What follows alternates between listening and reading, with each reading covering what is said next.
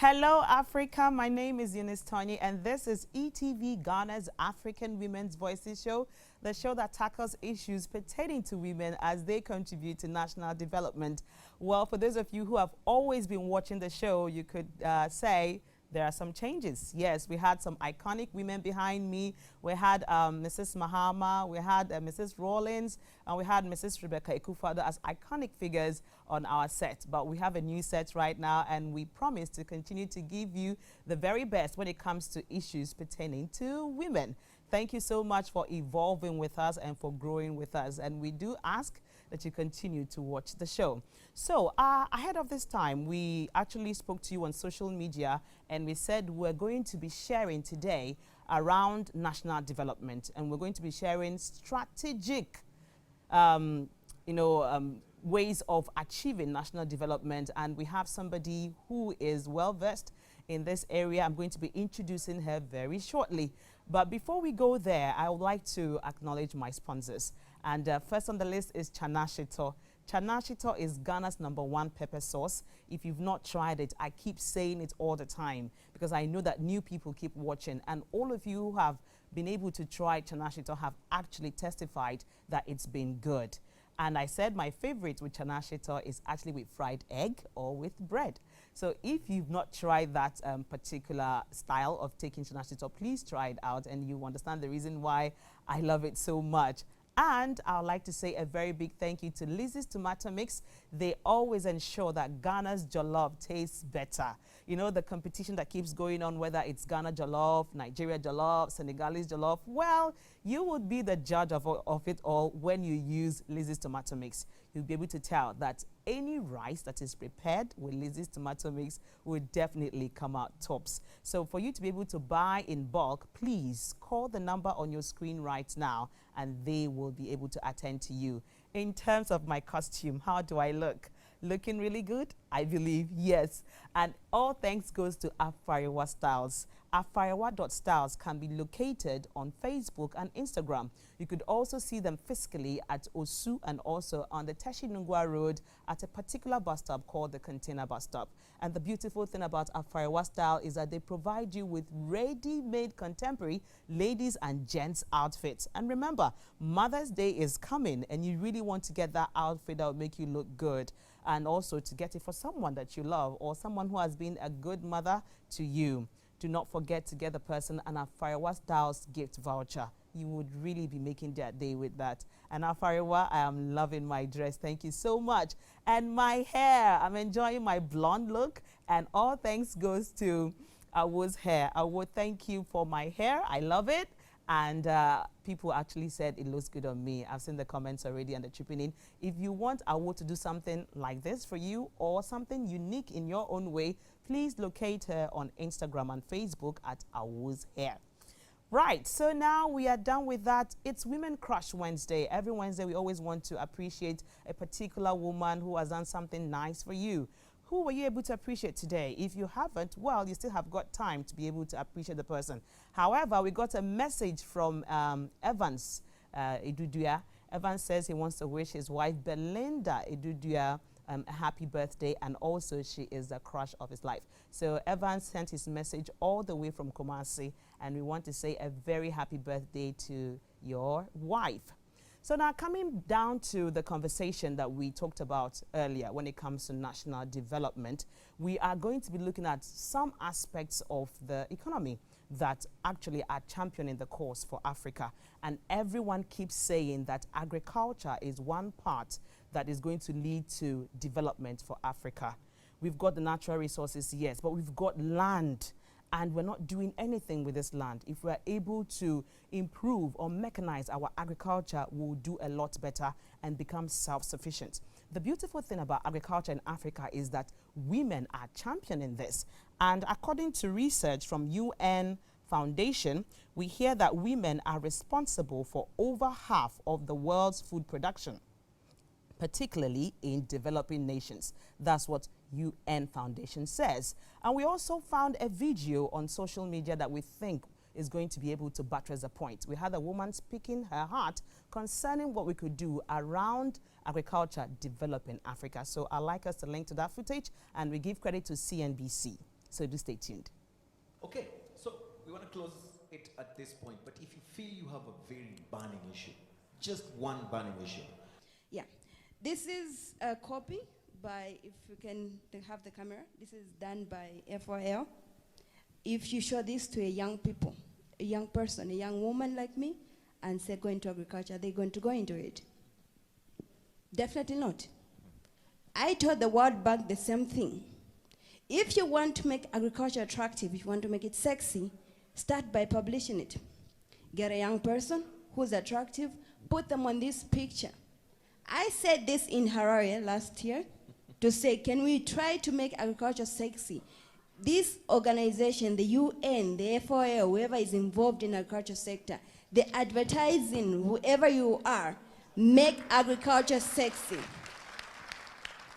This is the beginning point of making it attractive to the young people. Right. If you, the organizers, the frontiers, the people who are supposed to lead us are putting such pictures, what are you sending to a person, a young person from the village? You pick this picture and like, oh, this is what we're living.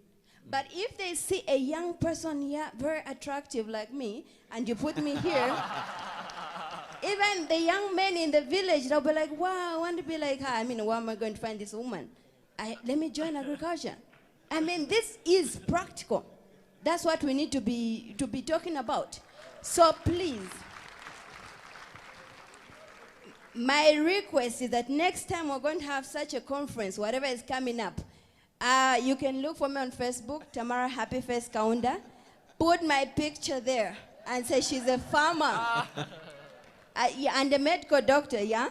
Well, most people, they like to see me, oh, don't look at like she's farming, she's a doctor. No, I want to be called a farmer. Right. Because the problem we have in Africa is hunger.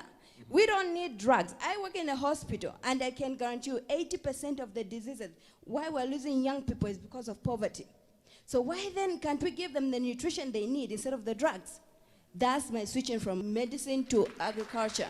So that's what we should be looking at. Another thing, she's from Singapore, I'm from Zambia. The borrowing rate in Zambia is about 35% to 40%. You can say, yes, I don't have, I don't want to go to the bank or whatever. No, I've tried going there. But why should I to make such a suicidal decision to go and borrow at a 40% rate? It's impossible. I want to go to the government to borrow. They say, no, you need to work for the government for 2 years. But I need the project running. I've got people following me. They need to come to the farm and see what I'm doing.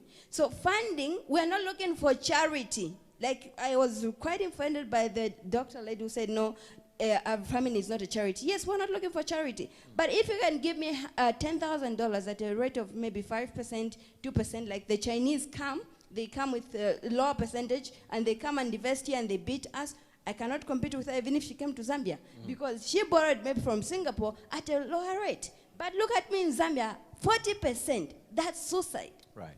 So we can talk and talk and talk, but let's create an enabling environment for the African youth. Because we can't have so much vast land, yet we're languishing in poverty. Netherlands cannot export to Africa if they don't feed their own people. Yes, I'm happy the young people are exporting, but why are we leaving our people? Why are they dying? African graves are the richest because we've lost so many young people to poverty and hunger. So we need to really critically look at agriculture as the oxygen for economic in Africa. It should not be a backbone. I can break my backbone today and I can live on. But if I don't have oxygen, I can't live on. So agriculture should be the oxygen of the economy in Africa. Thank you. Wow. Wow. Amazing. So, well, that's her opinion. I don't know if you share that same opinion, but I think I actually share with her that agriculture should be the oxygen. You know, when you lose your oxygen, it means you're dead. And for Africa, we have to really look into agriculture. So we're going to be going for a quick commercial break. When we return, I'll be introducing Golda, our guest tonight. Do not go away.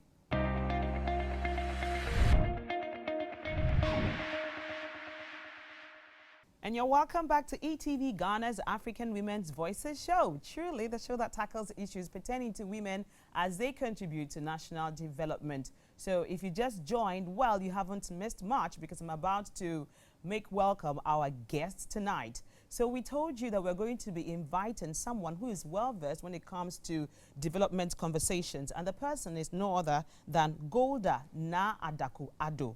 She is a results-based management practitioner and governance and leadership strategist. So that means that all the conversations we're going to be having today will be coming from a reliable source. So get ready to ask her questions when we open the phone lines, and even send through your comments when you feel like you want to do so. So everyone make welcome Golda. Golda, you're welcome. Thank you. Thank you so much. We are so happy to have you here today because we've been following you on Facebook and Instagram, watching what you've been doing, and we felt like we really need to also amplify what's going on because the show is African Women's Voices show, so we need to hear the voices of women who are contributing to national development, and it's been amazing. Thank you. The The honor has really been mine. Thank you for having me here. Right, thank you. And I'm sure that somebody watching us right now will be like, results? Yes. Okay, we never knew something like that ever existed. And today what we want to talk about is all about results because, I mean, we've heard a lot of talk. How do we get the results that we need? So if you could just explain to us what results-based management practice actually means. It's a terminology that most people might find when it comes to community development or project management. Over time, it has filtered into becoming an aspect of most organizational development or workplace cultures. And it's exactly what it says. It's supposed to be looking at a workplace or work approach that looks at the results needed as more of the main thing than the others. For example, if we take a project that looks at getting children under 5 vaccinated for COVID as part of a trial, you're going to have a number of issues of concern. Financial issues, cultural issues, all sorts of issues. At the end of the day, somebody might say, instead of focusing on how things usually work, let's approach this from an angle that gives us the results we need. Okay. And then looking at that, then they're able to develop the best approach. And going about things from a results-based approach means that you pay better attention to the things that need resolving, the things that need working on. You don't simply say, this is how it's usually done. You actually take the issues on the ground and then you have to work through them to get to the results that you need. And it's more beneficial most of the time because at the end of the day, no matter how expensive it may have been or no matter how much time it may have taken, what comes out most is the fact that you did get the results you targeted. And it's proving useful in a lot of ways. Beautiful. You know, the thing is that when people talk about results, people think about companies. Because when people are running their companies, they are results-oriented. They know that, okay, these are the KPIs, and we need to be able to achieve this over time. But when it comes to running the government, it seems like there are no KPIs. It's just about, okay, we are going to do this, and nobody follows through to actually see if these KPIs are met. So, for instance, we're going to construct roads, we are going to build schools, we're going to do ABC, and there's really no due process. So by the time you get there, it's either the work is not done or it's done in a way that in the next 2 years, you have to do it all over again and you waste money at the end of the day. So do we have principles that guide result, based practice? Do we have principles that guide it? If we can take a look at it and then link it to the video we watched before now. For those of you who started with us, we watched a video where a lady was opining that she feels like agriculture should be the oxygen of Africa's, system. So now let's link it to the conversation we are having. How do we get results if we want to actually make agriculture the oxygen? So first of all, we'll look at the principles of the practice we're discussing right now, and based on the principles, we'll be able to align it or to actually place any item and say, this could be something that we could use to run through other aspects of the economy, Yes. right? Yeah. Okay, so please let's take a look at the principles. Right. So not to make it too technical, we'll have a simple scenario. Okay. If we want to have Ghana's agricultural sector doing much better, as an example, the first thing that a results-based practitioner should look at is, first of all, what's the current situation? Not the glossified one, the actual situation on the ground. The actual situation on the ground. Yes, and that usually leads people to do what we are most familiar with it as a needs assessment or a gaps analysis. They want to basically affirm that the theory versus the actual, this is how close together they are, this is how wide apart they are. Once you've done that assessment and you know the reality on the ground, then what you need to do is to determine who the actors are. Because if you want results, you need to be able to identify not only the people in power, but the people who make it possible. Yes. And sometimes we forget that we focus only on the people who make the decisions or seem to hold the money, and forget about the people who actually work on the farms or in the space. True. So you need to look at the actors involved. When you do that, you have to decide what exactly is the destination. What do you, it's not about the want, it's about the needs. The needs. Having the wants is nice to list, but what you need should be the focus. And once you finish doing that, then the whole ideal is, can it be implemented? Can it be implemented? If yes, you need to break it down into short term, medium term, and long term. Let's assume this all happens. At the end of the day, the thing with results-based management is proving the results. Okay. Right? So imagining all these things have been done for agricultural sector, and maybe in the year 2037, we've done marvelous. The question is, how well have we done? That's where you now have to bring it home. That's closing the deal.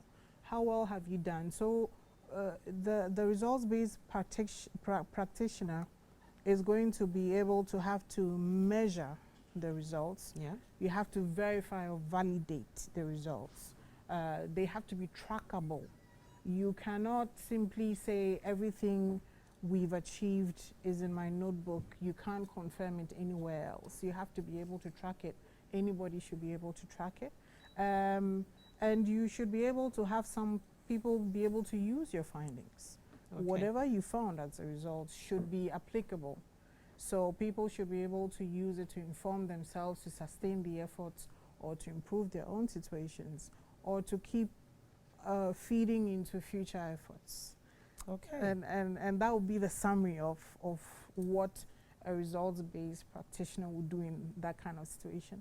That's absolutely marvelous. Before we continue the conversation, I really want to remind our viewers that Mother's Day is coming up on Sunday, and we've been announcing that we need you to call in to the show to be able to appreciate whoever has played that mother role for you. The person may not necessarily be your biological mother. So if you have one person like that, the phone lines are open. Please feel free to actually call in and let us know. Or you could also text to the text line that will be on the screen, so that we also get to know whatever it is you want to say to the person to appreciate the person. So even in the course of the program, you could just call through, okay? All right, we want to celebrate our mothers and celebrate them very well. So now that we know that we should be able to track, would we say that in modern times, how we'll be able to track? So media has got a role to play in this. So for instance, if government sits down and puts a KPI together, they need to be able to talk to the media to be able to amplify the voice of the government, to get people to understand, even down to the grassroots, because the media will have to tell the story in the language that everybody understands, so that we all can follow through and keep track. So we are speaking to those in authority. We want to see things like this happening because of the results we are looking forward to. When the ideas come up and the KPIs come, please let us know. as you have always been doing, but we need to make it better this time and ensure that the information is out there and everyone is following through. Because right now, if you ask quite a number of people if they are keeping tracks of maybe the number of schools or the number of roads that have been built, people really don't have, track, you know. So we want to be able to tell the story and tell it well. Sometimes we could say, oh, but we've got our website, so you can go to the website, but the person in that rural part of Ghana doesn't know how to use the internet and cannot access the website. So we need to be able to come together and work together to be able to amplify all the strategies that government wants to put out there to be able to get the results we need. So coming down to what's happening this week, we've seen a lot of hashtags coming up. Fix Africa, fix the country, and everything. Africa, really, how did we get here? A land that flows with milk and honey. We've got all the natural resources, but still we are not self-sufficient. And now it's like we keep borrowing to be able to sustain ourselves. And even when this money we borrow comes through, there are, you know, things you have to do to your system. Because structural adjustment policies will have to, programs will have to be part of it. And it means that you need to do stuff in your government to be able to get these loans out. So we really have to look at ways that we're going to be able to develop our country. So how did we actually get here? Just in a nutshell, in your own, you know, mind. Yeah, what do you think brought us where we are? Just this afternoon, I was listening to a seminar that is looking at leadership around the world. And one thing that struck me was the saying that I think was attributed to Churchill or some other past leader. And it said that democracy cannot succeed where there's no unity. If people are not working together willingly or understanding each other, there's absolutely no chance of having a democracy. And just yesterday, I also read an article that had been written about Kofi Amwa that said that Ghana is being run, our finances is being run like a Ponzi scheme, and he explained. And if you put all these things together, it's really just a reflection of the African situation.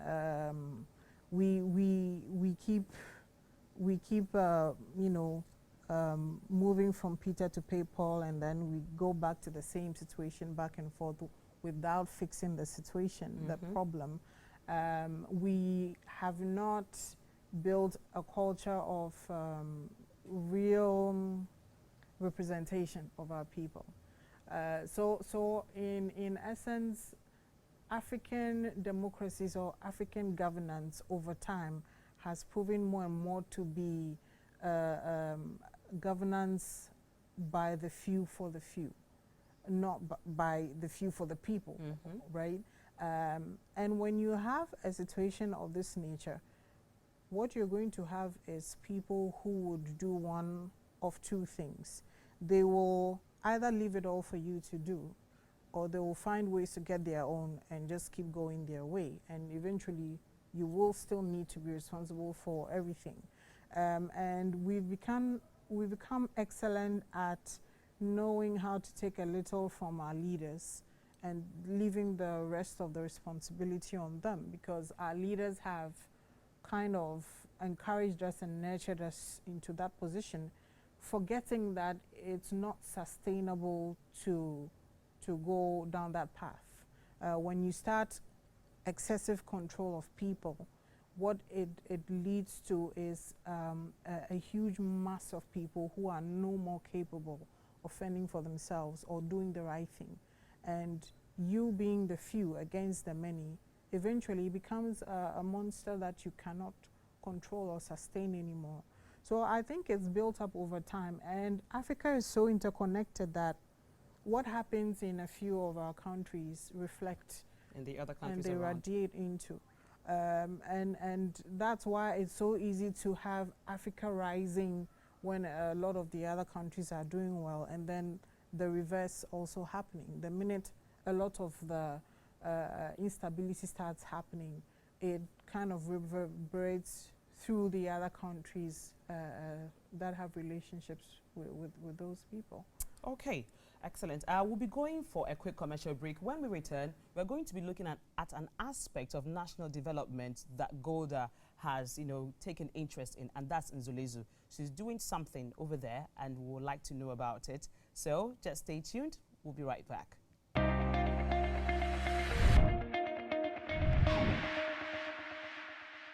Welcome back to eTVGhana's African Women's Voices show.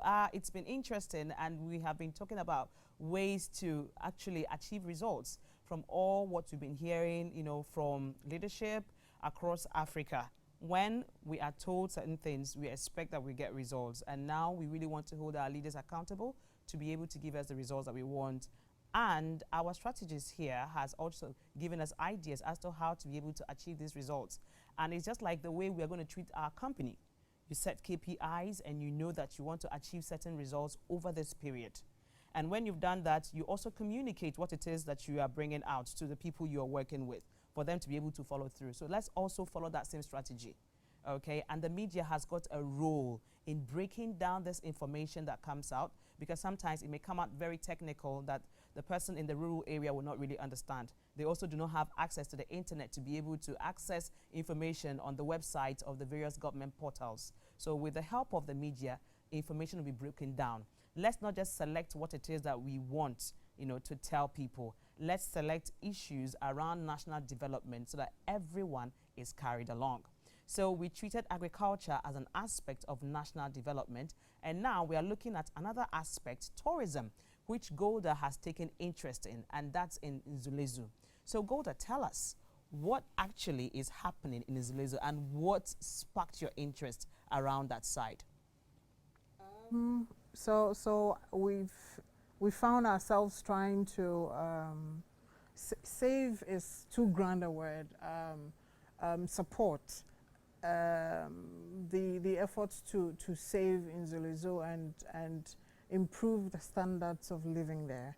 Being that they are a very popular tourist site, and being that we're in an age where ecotourism is becoming more and more popular around the world, Nzulezu is one of the places where the country can easily bring in quite a high amount of revenue. Earlier this morning, I was sharing that for a place like Venice, which Nzulezu could easily be, Venice brings in about $7 billion a year, just Venice. Wow. And if Nzulezu is properly handled and set up, we could have Nzulezu, just the place, bringing in that same amount or more. Especially because we've got some very beautiful monuments and castles and parks and forests in the vicinity. And so we visited the place last year, and we've heard the name so many times, and we happened to be in the area, so we visited the place and found the situation extremely distressing. Once you get into the village, everything changes. The high level of poverty and the filth and the distress that the people clearly are going through. And this is supposed to be a place that is really earning us some good money, because a lot of tourists go there to see what's happening. Because there's people living on stilts, yes. Right? Yeah. Yes. So it really distressed me, and seeing how rickety the classroom block was, the fact that they had virtually no toilet facility, they don't have a health post, practically nothing. And I felt I really wanted to help with the classroom block, and that is what got us started. And so many people came on board very quickly and said, the entire village needs help, and if there's anything that they could do to help, then they will be happy to do so. So we decided to start off with a classroom block and then take it one step at a time after that. Wow. So what challenges have you actually experienced, trying to change the face of Nzulezu? Well, not change the face per se, but lend more value to the people. Okay. Help them to with some support, improve their own standards of living. It's been very challenging. From the people in the beginning believing that we were there to exploit them, we're there to use them as, camera content, take pictures with them and go and do our own thing. So I remember they told us, oh, you can make a donation and take pictures with us, because I think they're used to being used in that manner. And we told them we would like to help with the classroom. And when we went back, they were shocked. They were not ready. We Wow. had been speaking with them. They had been saying, yes, you can come and we'll talk. And they were still not ready. Also, the fact that they seem completely dependent on the Ghana Tourism Authority for income, for support, for permission to do anything at all, meant that a lot of things will be problematic when you start having the conversations with them about what do you want, how can we help you? Because they wouldn't have organized themselves well enough to think that far or to even be useful. So it took us several months of a lot of back and forth before we could start the project. And because we're building in water, most other charity works work on the land, and there's absolutely nothing on the water. So we decided to take up that challenge. Okay. And once we decided to do that, we also had to learn a lot about their culture and the way they build and the way they work. And it was challenging in the beginning because they felt we were trying to tell them how to build and how to live. You cannot offend the river gods.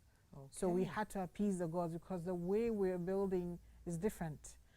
Even the approach, needing to carry a ceremony in the space before we started, and also having them come on board, they are very sensitive.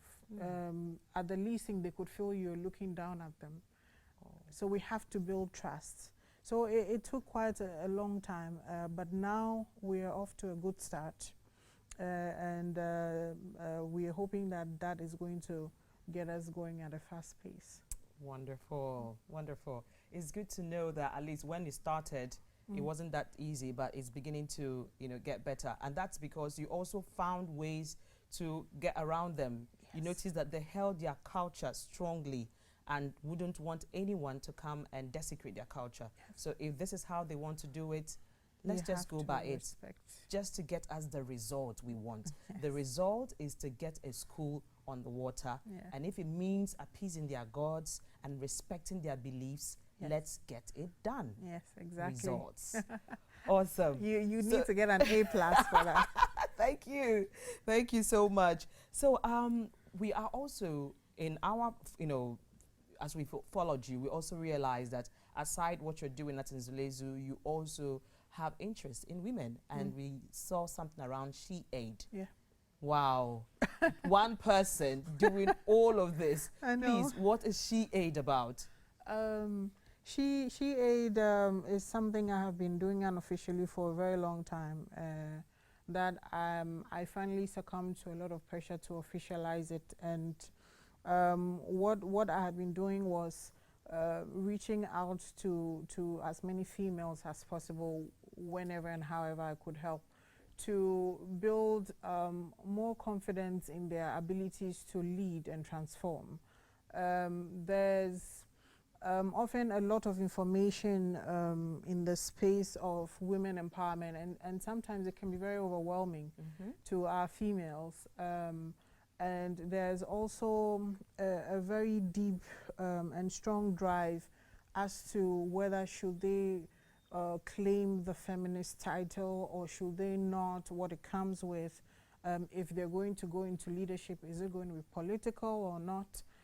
There seemed to be so much confusion, and having been someone who always found myself as almost the only female in a lot of places, and coming from a family where we were raised to not apologize for being capable females, I believed that it was too much work and too lonely a journey to try and undertake alone. The more females in the space, the better. And everybody had a role to play. There's a notion that's created that you all need to be strong, aggressive, very conspicuous female leaders to impact. But in actual fact, there's a lot of strength in our traditional female roles that we have not been enabled well to tap into. And SheAid is looking at how do we bring both the soft power and the overt power together in a way that enables our females to take more confident roles in their communities, more confident roles at school, in political spaces, and in decision making. And so we decided we will find ways to provide funding, from small scale funding to large scale funding for women, because a lot of funders will immediately tell you we don't fund political things. Yeah. But actually we need that for women. And politics is not only in the government space, it's also in our communities, it's also in our schools and workplaces. And so we decided we would find ways to begin funding, mentoring, matching them to opportunities through SheAid. Amazing. All right, we'll be going for another commercial break, but I've got a beautiful message from Lotus. Do you know about Lotus? Well, haha, when I return, I'm going to tell you about it. Mother's Day is coming, and if you're thinking of what to get that woman in your life, you need to get that woman a beautiful service from Lotus. When I return, I'm going to give you the details around it, but just go on to the website of Lotus, lotusgh.com, and understand what's going on there, so that when I tell you the story, you get to understand me better, okay? And if you are yet to make that phone call we asked you to make, please make the phone call. Our phone lines are actually activated. Call through or send your message for us to be able to know which woman you are appreciating. Do not go away as we go on this commercial break.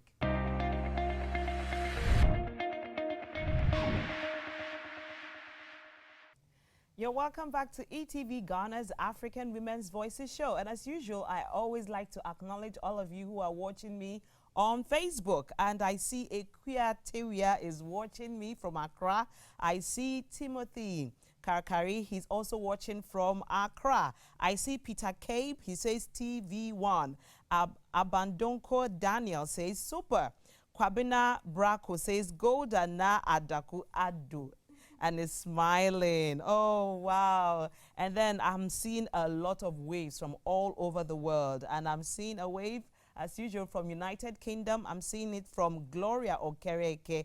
And I'm also seeing another wave from Ada. Ada is also in the UK. Another UK wave is also coming from Selassie. You see, you're watching all the way from the United Kingdom. I see another wave from Japan. Hello. From China, from Dubai, from Amsterdam. You're all sending in your waves and you're saying that you're watching. Thank you very much. And I also see a wave from Africa, just close to us here. I see from Abuja, from Lagos, from Anambra State. I see another wave from Enugu State, from Togo, Burkina Faso. You're all sending in your waves. And they're like, okay, what are you saying to me? Okay, Selassie says, I am enjoying Madam Golda na Adoku Ado. Thank you very much. Yes, please keep your comments coming in. And if you have any questions, do not fail to send them through. Okay? Okay, people watching from Tamale are telling me right now that I need to acknowledge them. Tamale, I see your wave. Volta region, I see you waving as well. Central region, Sunyani, Abetifi. Wow, you're waving from Abetifi. Thank you. Say a big hello to all of them over there. So just before we went on the break, I asked you to log on to lotusgh.com because we have something beautiful that we're going to be giving to you from them. It says, this Mother's Day, give your mom the pampering she deserves with the Mother's Day combo package from Lotus Detox and Wellness Center. This care package includes over 2 hours of soothing foot detox. Wow, you know how our mothers are always walking up and down, and for those who don't walk up and down, they sit down because they are tired and maybe they've got swellings, you know, on their feet. If you go to Lotus, they'll be able to give her that massage that is going to make the blood, you know, circulate properly from her leg upwards to the entire body. They'll do that for her at Lotus Detox and Wellness Center.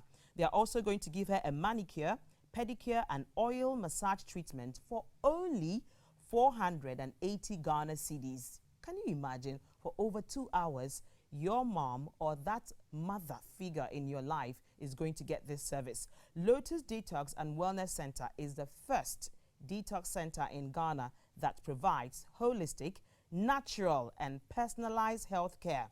The reason why I like it is it says natural. I know a lot of mothers want to go natural. We like our natural, remedies. So at Lotus, it's going to be really, really natural. And the care is also proven to have traditional therapies with state-of-the-art modern technologies to effectively improve the overall health of your mother or for your spouse or whoever it is you're going to be taking over to the place. So check out the website once again, Lotus, LOTUSGH.com,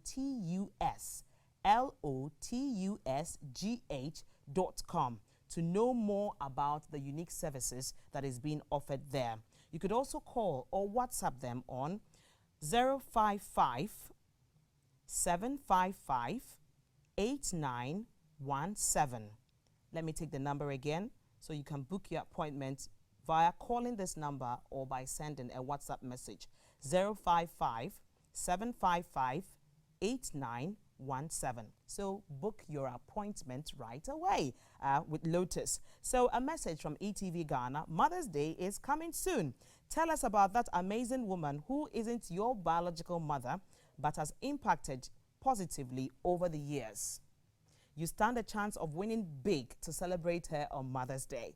And Lotus is part of what you're going to be winning, the Lotus service. So we're going to let you know much more about it in subsequent communication, how you're going to get your Lotus voucher to be able to experience the service. So how are you going to get to win something from Lotus? We need you to share your unique story on eTV Ghana's African Women's Voices show that is broadcast at 8 p.m. on Wednesday. So like today, we need you to call in. And once you call in, we assess what you said or the message you've sent across, and then we see whether your mother or the woman you're actually celebrating deserves to get this special gift from us. Okay, so eTV is your world of quality entertainment.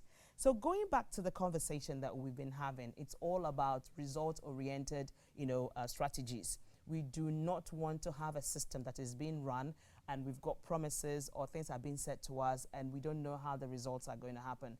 We now want to be able to see, okay, you're giving me 4 of this, 4 of that has been done. You're giving me 5 of this, 5 has been done. That's all what we are looking for. So what would you say are winning strategies that we could adopt, or we could propose to African leaders or African governments, to be able to, get better results for the people they are leading? It's quite simple, and the top 2, I would say, will be: the first thing is consensus. Mm-hmm. It's always important to be able to have consensus with people, because in building consensus, what happens is clarity. People are able to share with you their thoughts. You're able to have a dialogue, and then you receive feedback. By the time you get consensus, you're very clear what the best pathway would be. So consensus is the first one. The second thing for getting results is always being able to apply feasibility. Mm-hmm. You must be able to plan and implement in a way that is achievable.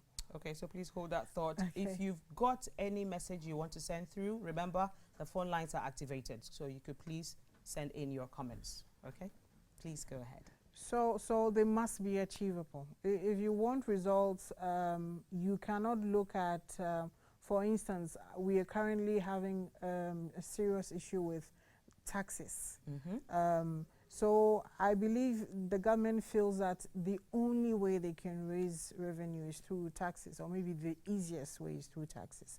To them, this might be the most feasible thing. But the question is, will other ways of raising revenue be more feasible than this if they take into consideration the lashback that citizens would send their way, if they take into consideration the challenges that this will cause to having a governable country. So for me, the top two will be consensus and feasibility if you want to achieve results. Amazing. All right. So we have a caller coming through. Hello, caller. Hello. Please, what's your name and where are you calling us from? Okay, my name is Priscilla. I'm calling from Dansoman. Priscilla from Dansoman. So please share with us. What do you want to say? Okay, so I would just like to wish my grandma a happy Mother's Day for taking me in and taking good care of me. And I just want to say happy Mother's Day to her. Oh, thank you so much. So please, what's the name of your grandmother? Her name is Cecilia. Cecilia. Cecilia. Yes. What's her surname? Kafui. Cecilia Kafui. Grandma Cecilia Kafui, if you're watching, your granddaughter Priscilla says she appreciates you and is wishing you a happy Mother's Day in advance. So I guess my producer is going to talk to you at the back, okay? So do not cut the line, okay? Okay. Thank you for calling in. Okay, great. So feasibility is, something that we really have to be able to look at, because it's one thing to make the, initiative happen. You want to follow tax, for instance. Yes. And then you need to consider if you use tax as your means of generating revenue and you compare the lashback that is going to come. Yes. Would you rather go there or maybe think of other alternatives, to still get you where you're going? Yes. All right. That's really commendable. So we also realize that you're having a program for females only, and being African Women's Voices show, we champion things that women are doing, and we would like to tell people about this particular program so that they log on and get the information that you want to share with them. So if you can talk to us a little bit about this program. Right. It's a safe space conversation for females in a space where a majority of females are complaining about being groped, grabbed, or fondled while they are in vehicles, trotros, traveling, or at work. It felt very important to be able to dedicate at least an hour or two once a week, whenever it's possible, to have a conversation where we would share some of the tips that have worked well for women who have been in similar situations. We would be able to have some of the females who feel under threat or who feel concerned about going through this situation, have them able to know that there are a few people who they can reach out to at short notice in case they're going through something like that. So it's really just a simple conversation just for females, where we would share the things that have worked for those of us who have managed such situations well, being able to avoid being groped or grabbed or being assaulted against our will, or assaulted or just treated in ways that made us feel very uncomfortable, and connect, make more connections. Because sometimes some of the females prefer to know who they're engaging with on such issues. There might be a wealth of people out there, but they may not feel very comfortable, and it's something that we wanted to put our voice out there for.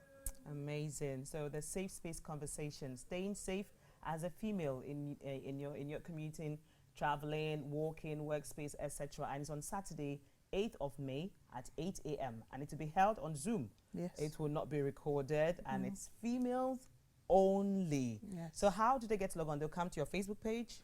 Yes, to get the they link? can reach you, Okay. and you can let me know who they are, because we are sending private links to them so that nobody would get crashed. Okay, that's amazing.